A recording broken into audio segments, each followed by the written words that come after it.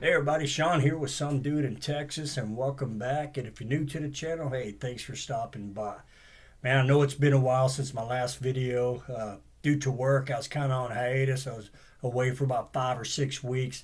And so I figured instead of, trying to put something out while I was working, I figured I'd just wait till I get back. So that's what I want to do. Videos that start coming out, every, 1 to 2 weeks from now on. So this classic album review, we're going to be talking about one of my favorite bands, probably, if not my favorite, probably my second favorite band.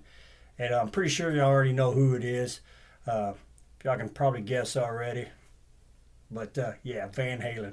So this album, this was one I didn't know they actually put out on vinyl. I came across it last week. I was at my record shop my normal one that I go to, and he had it. And he's like, yeah, it's a bootleg. Probably sounds like crap. Well, we put it on and it ended up sounding really good, and I was shocked. So I went ahead and grabbed it. But what it is, it's the Van Halen Zero demos, also known as the Gene Simmons demos. If you don't know the story, it was 1976. Gene Simmons, of course, from Kiss. He found Van Halen, and he wanted to get him signed, I think, to the Casablanca Records, which was the label that Kiss was on. So he brought him up to New York and just, let them set up and just hit record and let them jam. And it came out really, really good. If you haven't heard them, you can find it on YouTube. There's plenty of videos where people have posted it. But what's cool is hearing, just early versions of some of these songs. Eddie, man, he just killer on it. He hadn't quite dialed in that infamous, 70s, early 80s, Van Halen tone, but man, just sounded good. And Dave, his voice was a little bit higher. I thought he sounded really good on this. But on side A, it's got first song is On Fire, which is pretty much sounds the same, the one that was off of Van Halen 1.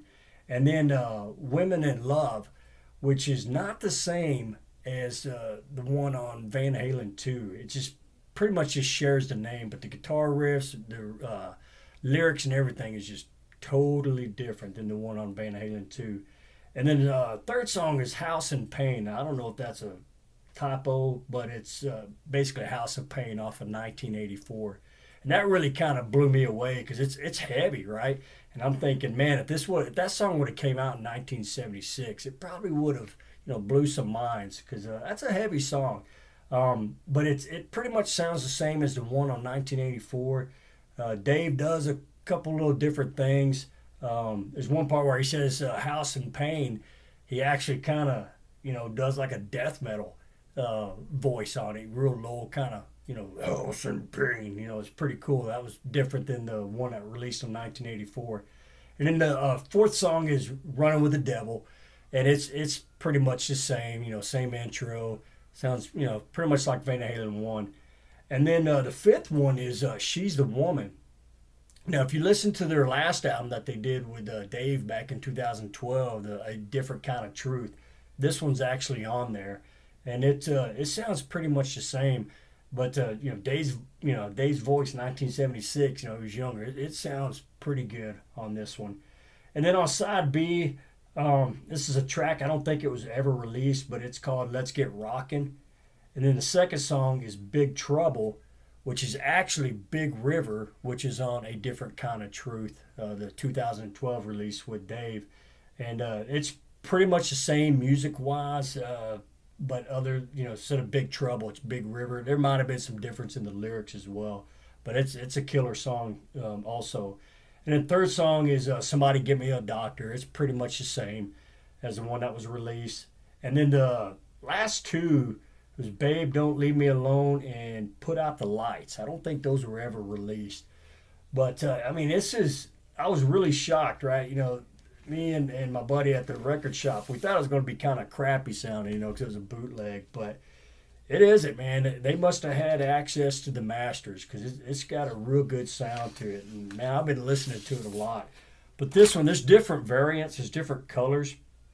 And if you come across one, there's usually like a round sticker on the sleeve, and whatever color that is, that's the color at the vinyl. But this one, it's kind of cool, red and white splatter. And same on the back.